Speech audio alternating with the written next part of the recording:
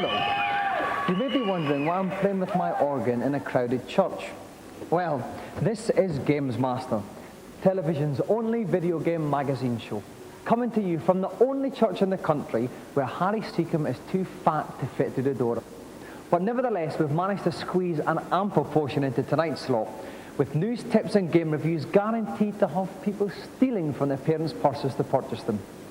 But we'll begin tonight with our initial game-playing challenge, and to detail it, I hand you over to the celestial godfather, the GamesMaster. Hello. How kind of you to join me once again. I have to admit to being rather pleased with the 3 little challenges I've managed to concoct for you this week. To tee us off, we take to the fairways and putting greens of top players' golf. If you wish to complete my challenge successfully, you will need to play the first 3 holes of the country club course in level par. Best of luck. And attempting to keep his balls out of the bunker and in the holes in our first challenge is Mark Boduano.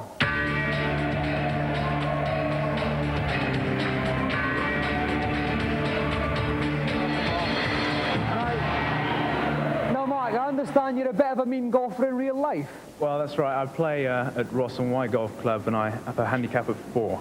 Right, okay. Now, how do you fancy your chances on the computer equivalent? Prefer to be doing the real thing, but I'll give it a go. Okay, if you'd like to get the feel of your clubs in a hot seat, we'll get ready to tee off. And trying to keep me on the fairway is my own little handicap, Neil West from Sega Power. Welcome, Neil. Thanks very much, Dominic. Now, any general tips you can give Mark? Well, on the Neo Geo, yeah, the golf game's quite tricky. Basically, he's just got to make sure he stays on the fairway. That's the most important thing. And another little piece of advice is don't trust the caddy.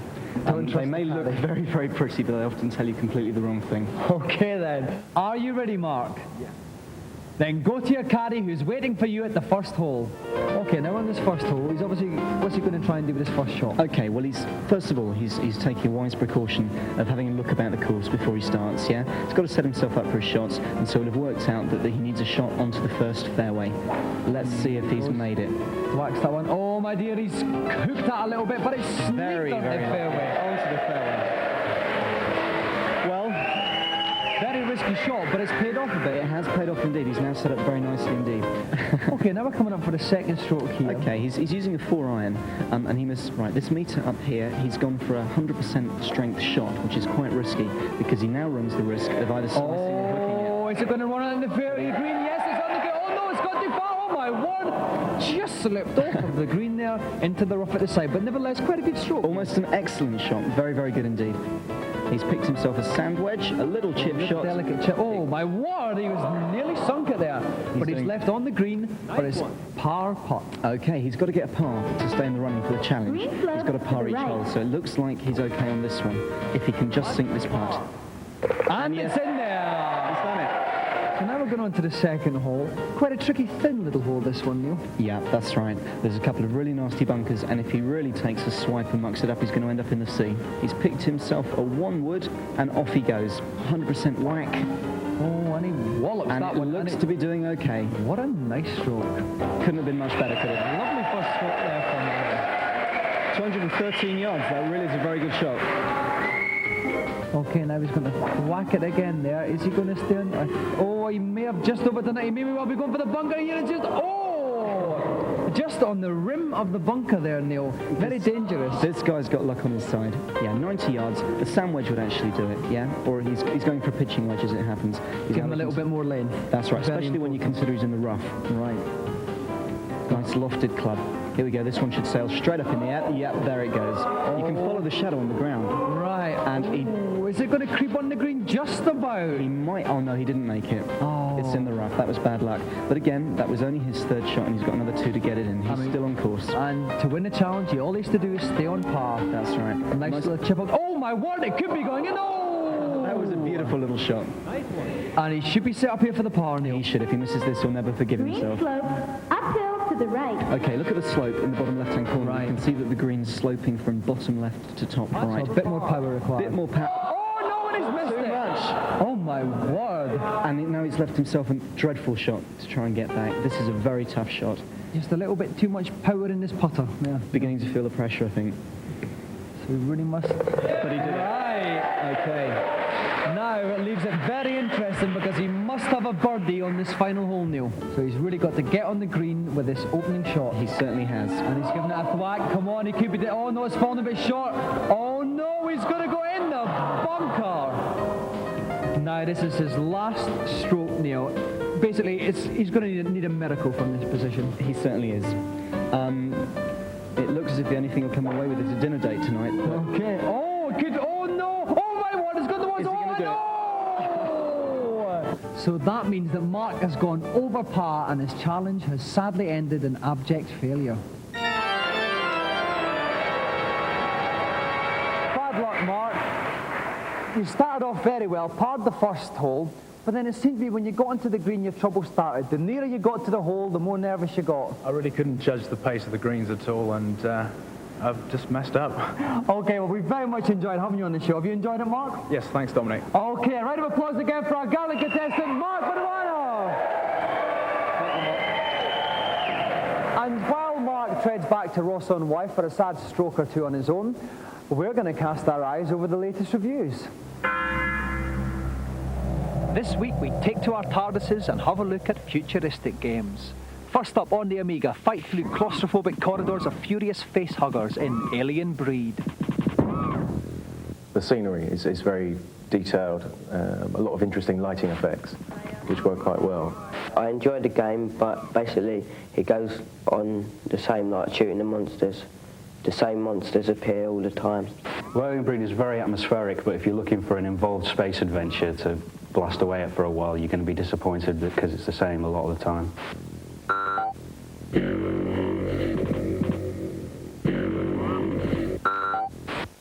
Get ready! Next up, Forget Fair Play as the sport of the future comes to the Mega Drive in Speedball 2. It's basically like football with no rules, and the fact that you can beat the shit out of each other does make it far more entertaining than a straight football game.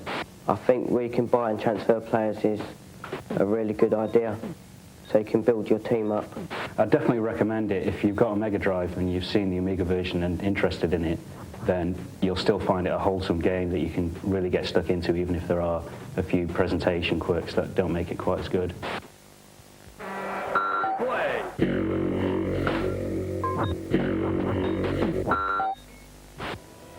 Finally, on the PC, take to the stars for some aerial acrobatics in Wing Commander 2. There's a lot of flash presentation and a lot of attempt to create an atmosphere with the graphics. And the thing is, when you get down to it, the graphics is all there is. There's not a lot of depth to the gameplay at all. Looks all very nice, but incredibly boring to play. Very, very dull.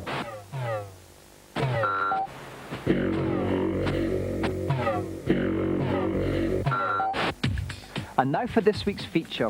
With a cornucopia of new consoles either having just been released or about to hit the scene, console buyers face greater choice than ever before. Over the next few weeks, we'll be finding out whether these machines are the ultimate in gaming fulfillment or simply all mouth and no trousers. Today, Paul Lakin, editor of GameZone magazine, casts his peepers at the Neo Geo. Most consoles claim to have arcade style, arcade quality graphics and sound. With the Neo Geo, you've actually got an arcade machine. If you possess your own Neo Geo, you can go and play the game in the arcade, save your game position on a credit card, take it home and continue playing at home. Quite why you'd want to do that, I don't know. The machine itself is very impressive. It's got the capability to put over 4,000 colours on screen at one time, and its 24-bit processor is the most powerful available at the moment. If you're feeling rich and you're feeling like the most powerful machine available, then the Neo Geo is the one to have, but it is a lot of money.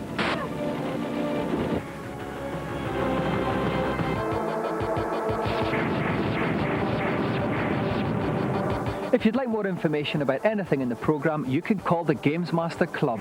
We'll give you the number at the end of the show. A couple of stonking games there.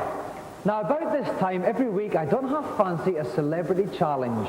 Well, this week is no different. To hear all about it, let's call up GamesMaster. Nice to see you again. I do hope you enjoyed my last little jaunt. For my second challenge this week, I thought we might take to the piste with Ski or Die, a most amusing little game in which carefree young stunt skiers, or hot doggers as I believe they're called, perform dazzling aerial acrobatics. You will have 3 jumps with which to impress the panel of 6 judges. Marks are awarded for speed, altitude, difficulty of maneuver, and grace. So come out spinning and reach for the skies. Well, our next two competitors are particularly suited to this game. Game players extraordinaire, as well as being masters of the piste. They're also two of the nation's most favourite DJs. From Capital Radio, please flap your hands fervently for Pat Sharp and Mick Brown.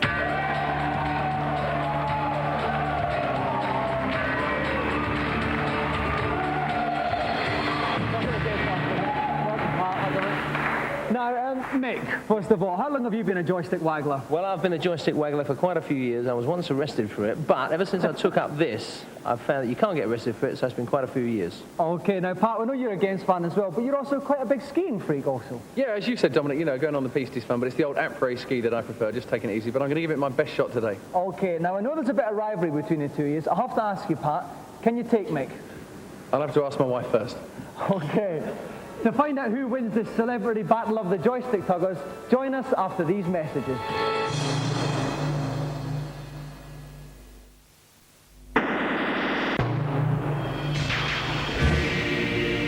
Welcome back.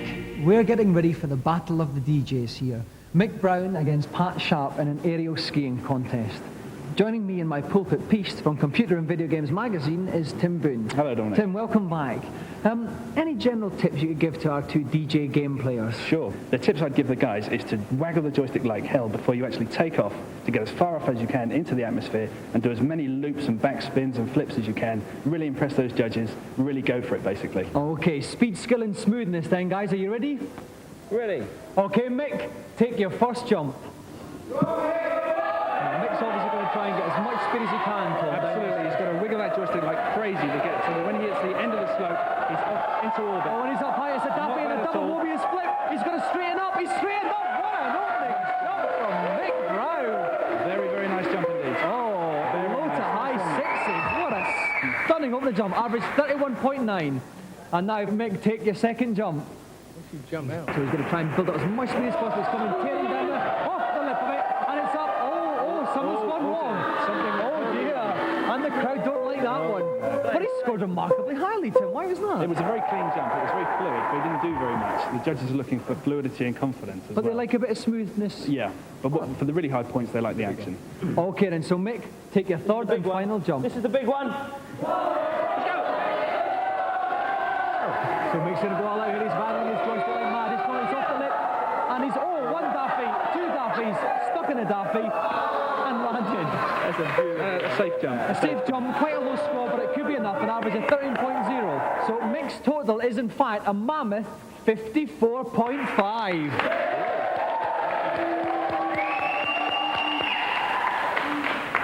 Well, Tim, Pat's going to have his work cut out to match that. How would you advise him to take each of his jumps? I think that he should put some points straight down by doing a straightforward jump on the first jump. And if that's successful, really go for it. I'm talking about a triple loop, possibly. Okay, let's see if Pat takes your advice. Pat, when you're ready, take your first jump. And there goes Pat down the slope. He's getting as much speed as he can. He's up the top. He's done one daffy. He's done one flip.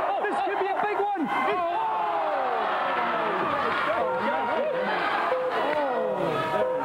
Averages 4.9 for his first jump. Tim just tried to be a bit too special, didn't he? Absolutely. At the very last minute was just too ambitious. Should have left it as it was, gone for those big points, and he would have scored a massive amount for that. Okay, so Pat needs quite a big jump here now. Here he goes to his second jump. And he's going down the wrong way. He's approaching the lip. It's a nice, pretty nice lip. One daffy, one flip, two flips. He's going to straighten up here now.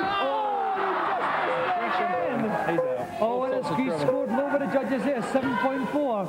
Now, by my calculation, he's got to score over 30 for his final jump. Tim, is it possible? He can do it, but it's got to be something. He's got to go into orbit, basically. Right, and he's got to land safely. That's where Pat's problems are, coming down to earth. Okay, Pat, your fans are cheering you on. Take your third and final jump. And Pat's bombed in the wrong way. He's given it all his time. He's up in the air. He's done one backflip with the tuck, one daffy. He has a straight up. Oh, he's straight up just the time. 3.9, 3.8, 3.1, 3.8. 80.3 average. I don't think that's enough, Tim. It was a good jump, but it simply wasn't enough. He needed something very spectacular there. Okay, and the final score for Pat was 40.6. Just edged out by Mick, who is tonight's winner.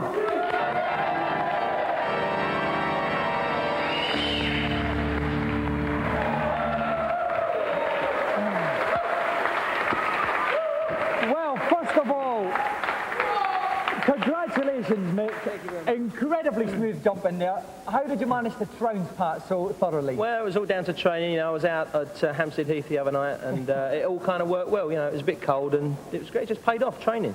Okay, well now, Pat, you did some very fancy work, but you just seem to be trying to do a bit too much there. Well, my jumping's a bit like my jumper, really, a bit too much, so that's why. I can quite agree with that. Yeah, that's the thing. Well, I'm afraid, Pat, that you've missed out on our star prize, which goes to Mick.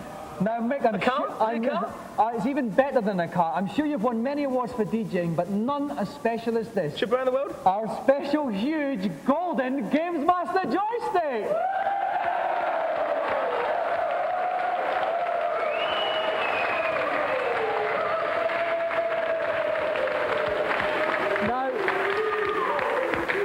Now, Mick, you can take that home, and I'm sure you could do a lot of damage with something like that. I'm sure it could do a lot of damage to someone, yeah. So I shall gladly accept this on behalf of Capital FM, because I think, well, actually what we'll do, Pat, we'll put this in the Capital Foyer in London so everyone can come up and have a gaggle at my joystick. Okay, great. Another round of applause for Pat Sharp and Mick Brown.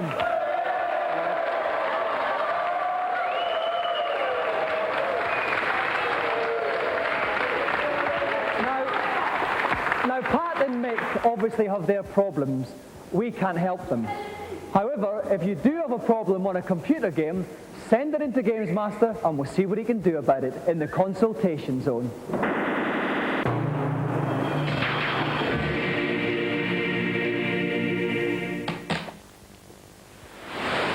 Hello, GamesMaster. Welcome to my kingdom. I am delighted to see you. And what have you got to ask me? I've been playing Zelda for months, but I can't find the Guardian on level 7. Can you tell me where it is, please? Zelda does indeed require a modicum of common sense. To locate the particular Guardian you're after, go to the top right-hand corner room, kill hands, and then push the block over to the right. A secret passage will appear, and if you go down it, you will find the Guardian. Thanks a lot. Next, please. Hello, GamesMaster. Hello, and nice to see you. Now, what can I do for you? I keep getting killed at the end of the Dust Planet in Forgotten Worlds. How can I destroy the Dust Dragon? Foolish boy. It sounds to me as if you've been overlooking the fact that the dragon's only weak point is its heart. Shots aimed anywhere else are simply wasted. If you stray low to avoid the razor claws and keep firing at the heart, you should have no trouble disposing of the beast. Oh, that's brilliant. Thanks very much. I'm sure you'll be very glad to see the back of that one. Next, please. I've been told there's a warp on level 1 of Snake, Rattle and Roll, but I haven't been able to find it. Can you tell me where it is, please? Indeed I can, young man, though I do feel you should have moved on from this game a long time ago. Oh, well, no matter. From the start, keep going right as fast as possible, avoiding all obstacles. Eventually, you will see a rocket. If you jump up and catch the rocket, you can walk to level 8. That's great. Thanks very much. Well, you will find it works. And that little revelation brings the session to an end. I do hope the advice is going to be of some use. Goodbye for now. Now it's time for this week's final challenge. Let's go over to GamesMaster to find out what it's about. The last of this week's challenges is on a game called The Rat, in which you need to guide an innocent, nappy-clad babe through a perilous maze where all manner of dangers lurk. Your task is to get through stage 1 of level 5. Anticipation is the key. If you let the child cop it, or if you dawdle and get caught by the scrolling screen, the challenge is over. Good luck. The life of an innocent child is at the mercy of your mouse finger.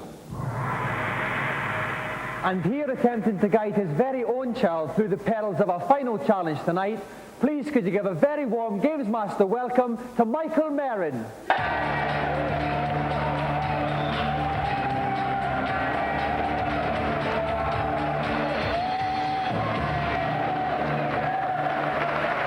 Welcome to GamesMaster, Michael. Nice to be here. Now, I think this is an incredibly tough game. Are you confident about it? Just slightly, not very much though. Right, have you been practicing a lot though? For a few days. Okay. If we'd like to go and have a little sit down in our pine hot seat there and we'll get ready to start the game. Sure. Joining me again as co-commentator is the lovely Tom Watson from Renegade. Welcome back, Tom. Evening, Dominic. Tom, what should Michael's general tactics be on Brat? particularly on this level, what he has to watch out for is the screen scrolling down and knocking the character off. Right, okay, Michael, are you ready? Get guiding that baby. Okay, what's the first obstacle he must overcome here then? Well, the first thing for Mike to watch out for, Dominic, is the shot, which we can see in the bottom right. What he's doing at the moment is he's picking up as many of these items as he can find. He'll need to use a lot of them later on. As you can see, he's put a triangle down there, which will stop the screen from scrolling down. This gives him more time to plan, to put out the items which are going to stop things. He's put some meat in the river. That's taken the shark out for a while. Okay, now he's coming at a crossroads here. How could he go over these gaps here? Oh, he's putting them bridges. Yeah, he's building the bridges. You can see at number 5 above the bridge icon in his control panel. That shows how many he can use. Fellow there, there's a little prick and he's disappeared.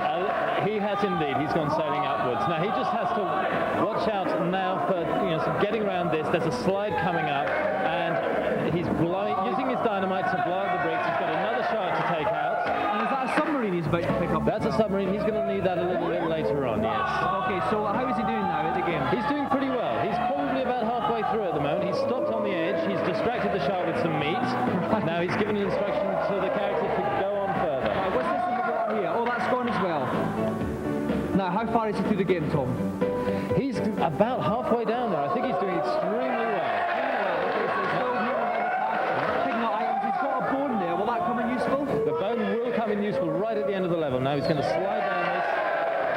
He's put a stop token down. He's missed it, and there he goes.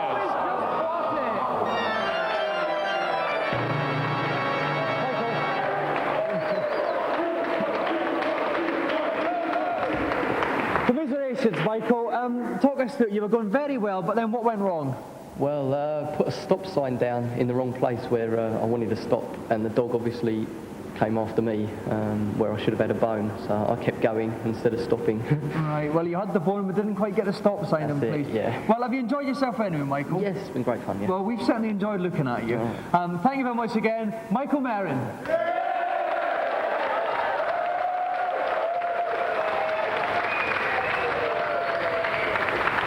So that's it for tonight, but there's a sniff of Darjeeling in the air. So, it's on with the smoking jacket and off to the cloisters. Keep pounding the keyboard and we'll see you in 7 days. Good night.